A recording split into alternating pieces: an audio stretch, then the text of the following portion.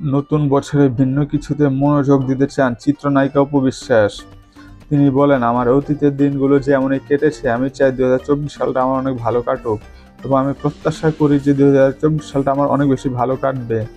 তিনি বলেন যে আমি লাল শাড়ি ছবি নামেই একটা ছবি প্রযোজনা করছিলাম, সেটার মাধ্যমে আমি আমার প্রযোজনা প্রতিষ্ঠান চালু করি।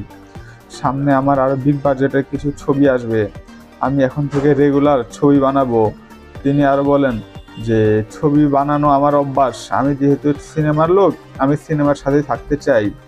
তিনি বলেন, ব্যক্তিগত জীবনে অনেক কিছুতেই আমি পিছিয়ে গেছি, তবে এখন আর পিছিয়ে ফিরে তাকানোর সময় আমার নাই, এখন আমি সামনে এগিয়ে যাব। তিনি বলেন যে এখন আমি ব্যবসায় মনোনিবেশ করতে চাই, এখন আমার চিন্তা ভাবনা আছে আমি নতুন বছরে নতুন ব্যবসা দিব, আমার পুরনো যে ব্যবসাগুলো আছে সেখানেও জনবল এবং ইনভেস্ট আরও বাড়াবো। প্রিয় ভিউয়ার্স, ভিডিওটি ভালো লাগলে চ্যানেলটি সাবস্ক্রাইব করে দেবেন, লাইক এবং কমেন্ট করতেও ভুলবেন না।